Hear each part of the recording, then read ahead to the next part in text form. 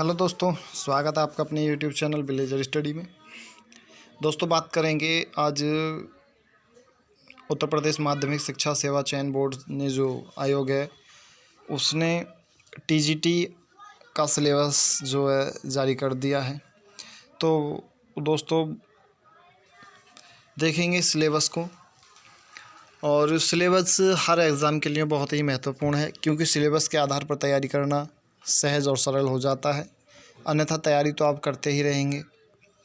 तो हमें सही रणनीति के साथ और सही चीज़ों को पढ़ना ज़रूरी है। तो चलिए दोस्तों शुरू करते हैं। सिलेबस की बात करें तो सिलेबस में देखिए दोस्तों, हमारे पास जो है वो सामाजिक विज्ञान का सिलेबस है। आप देख सकते हैं सामाजिक विज्ञान का सिलेबस है। हम सामाजिक विज्ञान का डिस्कस करेंगे। बहरहाल फ़िलहाल तो यही करते हैं, बाकी के आगे के जो सिलेबस होंगे, जो भी सिलेबस हैं, हिंदी, इंग्लिश, बाकी का सबका बताएंगे। बात करते हैं सामाजिक विज्ञान सिलेबस की। तो देखिए दोस्तों, सामाजिक विज्ञान में आपके 4 सब्जेक्ट हैं। आप यहाँ पे देख सकते हैं। नंबर 1 पे है भूगोल, ठीक है, भूगोल है। और नंबर 2 पे चलेंगे। देखिए नंबर 2 पे ये ए से दिया है, ए में भूगोल है। और ब में यहाँ पे देख सकते हैं आप, ब में इतिहास, ये इतिहास है ब में। और अगर बात करें स की, तो स में अर्थशास्त्र भी है हमारा, ठीक है, ये अर्थशास्त्र हो गया। और एक है सब्जेक्ट लास्ट जो है नागरिक शास्त्र। जो ये 4 सब्जेक्ट हैं, चारों सब्जेक्ट की तैयारी करनी है सामाजिक विज्ञान के लिए। लेकिन दोस्तों यहाँ पे थोड़ा सा और फोकस करेंगे और बताना चाहते हैं कि देखिए, जैसे कि हमें जो सब्जेक्ट के आधार पर दे रखा है केवल 2 विषय। आप आगे देख सकते हैं, जो नागरिक शास्त्र। और सबसे महत्वपूर्ण बात हम यहाँ पे बताना चाहेंगे कि सबसे महत्वपूर्ण बात है ये कि यहाँ पर केवल आपको इन 4 में से केवल 2 सब्जेक्टों की ही तैयारी करनी है। यहाँ पर देख सकते हैं आलोक। उपरोक्त 4 विषयों में से किसी में से प्रत्येक अभ्यर्थी को किन्हीं 2 विषयों के प्रश्नों को हल करना है। केवल आपको सामाजिक विज्ञान में देखिए, जिस पर इतिहास और राजनीति शास्त्र हैं, वो इतिहास और राजनीति शास्त्र को करेंगे। जिसके पास भूगोल और अर्थशास्त्र हैं, वो भूगोल अर्थशास्त्र को करेंगे। या फिर इन चारों में से जिसने 2 सब्जेक्ट ले रखे हैं, जो 2 सब्जेक्ट इनमें से हों, वो केवल उन्हीं 2 सब्जेक्टों की तैयारी करेंगे। तो यहाँ पे सबसे पहले देखिए दोस्तों है भूगोल। तो सबसे पहले चलते हैं, शुरू में है भूगोल। तो भूगोल में देखिए दोस्तों, आपको क्या करना है सब्जेक्ट की तैयारी के लिए। इसमें सबसे महत्वपूर्ण है भौतिक भूगोल। आपको पूरा भौतिक भूगोल पढ़ना है, जैसे भी हो या जैसे भी आप उचित समझें। भौतिक भूगोल की आपको पूरी तैयारी करनी है। इसमें क्या क्या चीज़ पढ़ना है, मंडल, उत्पत्ति, सौर मंडल, ठीक है, ये सभी चीज़ें आपको पढ़नी हैं।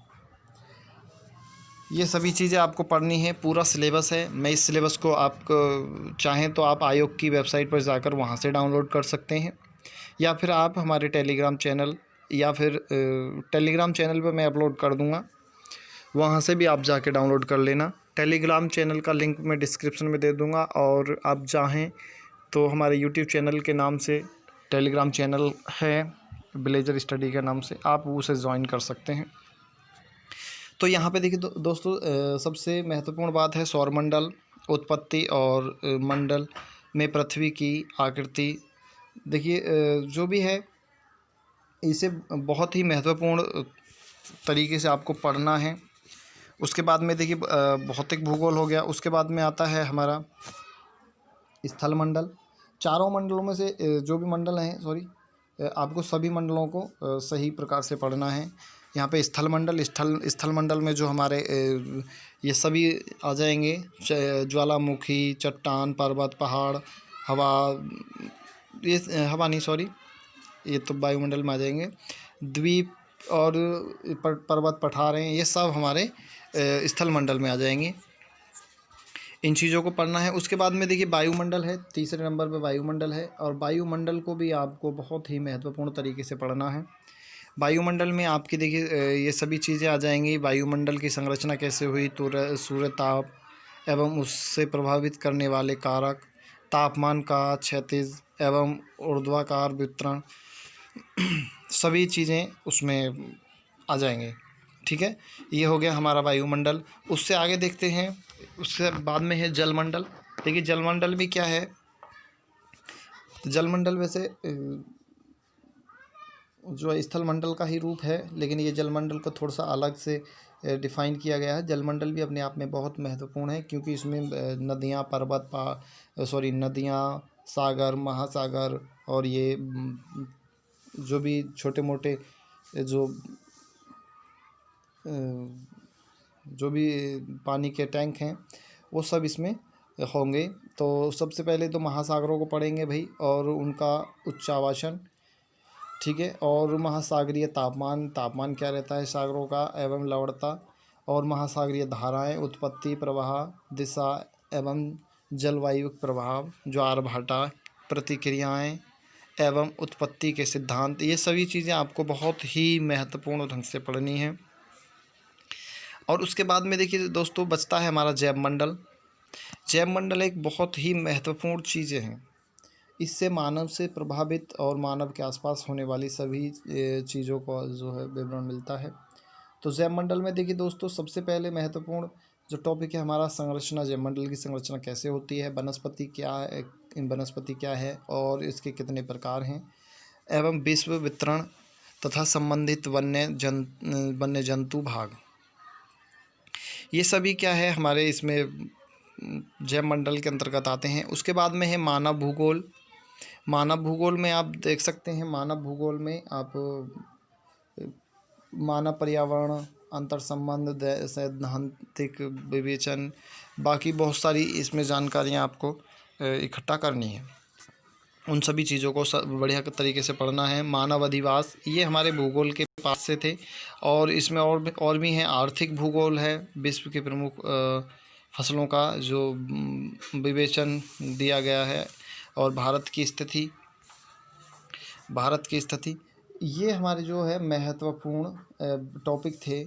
इस विषय में आपको बहुत ढंग से पढ़ना है, और आप जब टीजीटी की तैयारी कर रहे हैं, आप एक अच्छे टीचर बनेंगे, तो आपको कोई भी शॉर्टकट मेथड नहीं अपनाना है।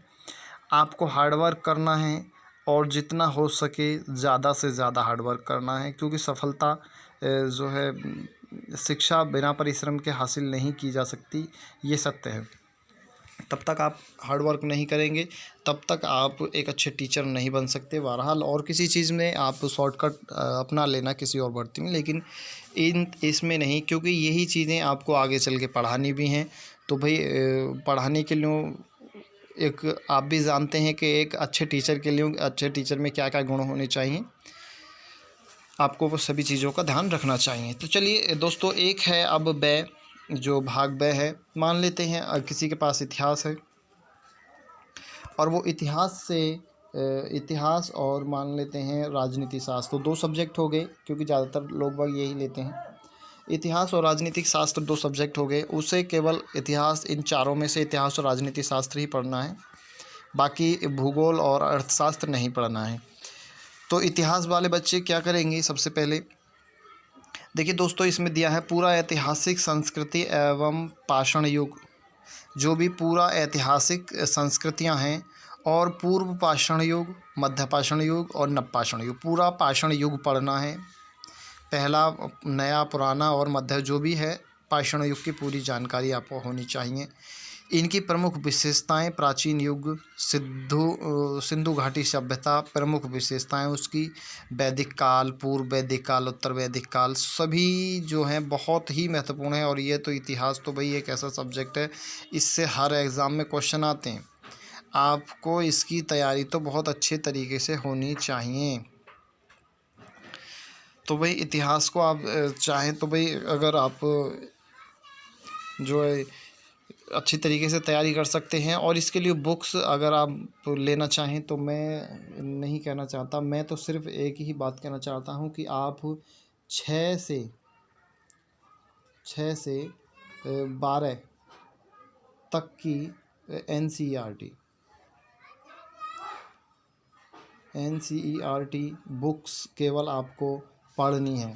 इतिहास के लिए सबसे महत्वपूर्ण बुक होंगी 6 से 8 तक की एनसीईआरटी की बुकें, क्योंकि यही बुकें सफलता दिलाएंगी आपको एग्ज़ाम में, और इन्हीं बुकों के आधार पर अन्य सभी बुकें बनाई गई हैं। क्योंकि बेस बनाने के लिए सबसे ज़्यादा महत्वपूर्ण है आपको 6 से 8 तक की सभी एनसीईआरटी बुकों को पढ़ना। इतिहास के लिए आप जब तक इतिहास अच्छा नहीं बना सकते जब तक कि आप एनसीईआरटी नहीं पढ़ेंगे। तो देखिए दोस्तों, इसमें और आगे बात करेंगे। आप जो भी हैं सभी धर्मों को भी ध्यान से पढ़ना है। राजनीतिक, देखिए उत्तर वैदिक काल हो गया, राजनीतिक जो है इतिहास में राजनीतिक है, सामाजिक, धार्मिक एवं आर्थिक जीवन। राजनीतिक जीवन क्या रहा, सामाजिक जीवन क्या था, धार्मिक जीवन कैसा था, आर्थिक जीवन कैसा था। तो ये सभी चीज़ें आपको बहुत ही महत्वपूर्ण तरीके से जाननी चाहिए। धार्मिक आंदोलन में आपको जैन धर्म, बौद्ध धर्म और भागवत धर्म और अन्य सब धर्म, बाकी सभी धर्मों की, और जो भी जिनके काल हैं जैसे मौर्य काल, उसका इतिहास पूरा जानना चाहिए, समझना चाहिए और पढ़ना चाहिए आपको। ठीक है, तो ये आपको सबसे महत्वपूर्ण जो टॉपिक रहे, महत्वपूर्ण टॉपिक हैं, वो सभी टॉपिक आपको एनसीईआरटी, ठीक है, इससे आपको कवर करने चाहिए। एनसीईआरटी की बुक से आपको कवर करने चाहिए, यही सबसे महत्वपूर्ण है इतिहास के लिए। अब देखिए दोस्तों, ये हो गया सिलेबस। इसके बाद में आता है अगला टॉपिक अर्थशास्त्र का। अर्थशास्त्र उन बच्चों के लिए हो जिन्होंने इतिहास या भूगोल के साथ अर्थशास्त्र लिया है। दोनों में से किसी के साथ अर्थशास्त्र लिया है तो आप इसकी तैयारी कर सकते हैं। तो अर्थशास्त्र में देखिए आर्थिक सिद्धांत, आपको इन चीज़ों की बहुत महत्वपूर्ण जानकारी होनी चाहिए, टॉपिक है हमारे। और यह है कीमत निर्धारण के सिद्धांत, कैसे कीमत निर्धारित की जाती है। ये चीज़ें अर्थशास्त्र में बहुत मायने रखती है कि कैसे एक वस्तु की कीमत निर्धारित की जाती है। ठीक है, तो चलिए अगला है वितरण केंद्रीय सिद्धांत। ये भी एक बहुत ही महत्वपूर्ण है, क्योंकि केंद्र सरकार द्वारा बहुत सी चीज़ों का जो है आवागमन किया जाता है। अंतर्राष्ट्रीय एवं अंतर्राष्ट्रीय व्यापार, ये एक बहुत महत्वपूर्ण है, क्योंकि देश में और देश के अंदर होने वाले और देश के बाहर होने वाले व्यापार की जानकारी आपको होनी चाहिए, किस तरह से व्यापार देश और विदेश से होते हैं। ठीक है, इससे अगला टॉपिक है दोस्तों भारतीय अर्थव्यवस्था एवं आर्थिक विकास। ये भी बहुत ज़रूरी है। और इसी तरह औद्योगिक की समस्याएं, भारत में विदेशी व्यापार, इस तरह से आपको इस सिलेबस की जानकारी होनी चाहिए। अब आता है दूसरा नागरिक शास्त्र। अगला टॉपिक है दोस्तों नागरिक शास्त्र का। नागरिक शास्त्र में देखिए सबसे ज़्यादा महत्वपूर्ण होता है, इसे राजनीति शास्त्र भी कहते हैं या नागरिक शास्त्र, दोनों का मतलब सेम है।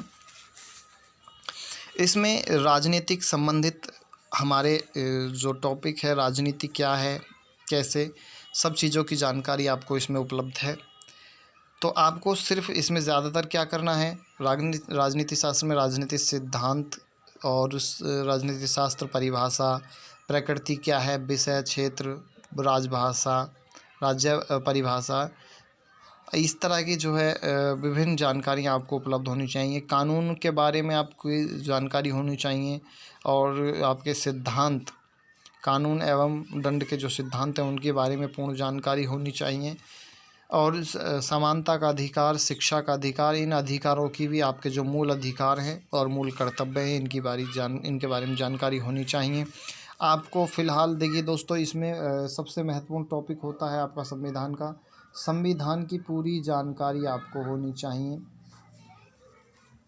ठीक है, नागरिकता, प्रजातंत्र एवं अधिनायक नायक तंत्र की आपको पूरी जानकारी होनी चाहिए।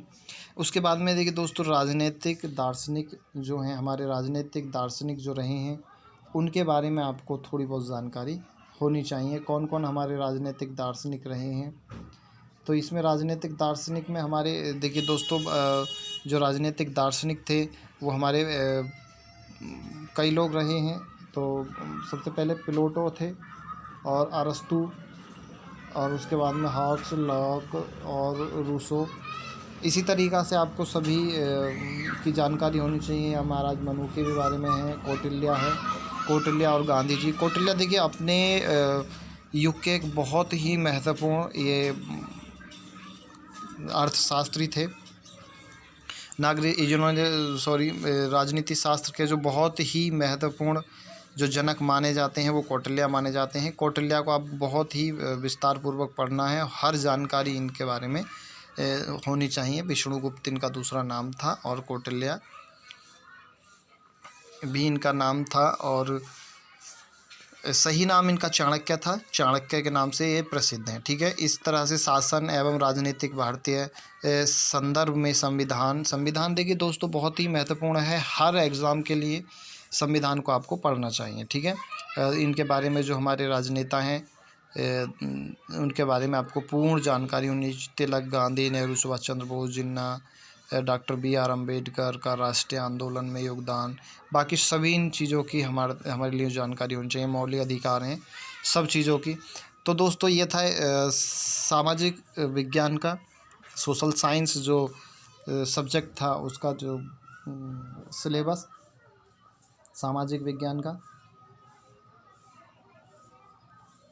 ठीक है, तो सामाजिक विज्ञान का सिलेबस था। आपको उम्मीद करता हूँ बहुत अच्छे तरीके से समझ में आया होगा, और इसका अगर आपको PDF चाहिए तो मैं डिस्क्रिप्शन में आपके अपने टेलीग्राम चैनल का लिंक दे दूँगा, आप वहाँ से जाके इसे डाउनलोड कर सकते हैं। और इसी तरह की अच्छी वीडियो और नॉलेजेबल वीडियो पाने के लिए चैनल को ज़रूर सब्सक्राइब कर लें और साथ में बेल आइकन भी दबा दें ताकि हर नोटिफिकेशन आपको मिले सबसे पहले। तो चलिए दोस्तों इसको करते हैं भाग को यहीं समाप्त। मिलेंगे इससे कोई अगले भाग में किसी और सिलेबस के साथ, तब तक के लिए धन्यवाद।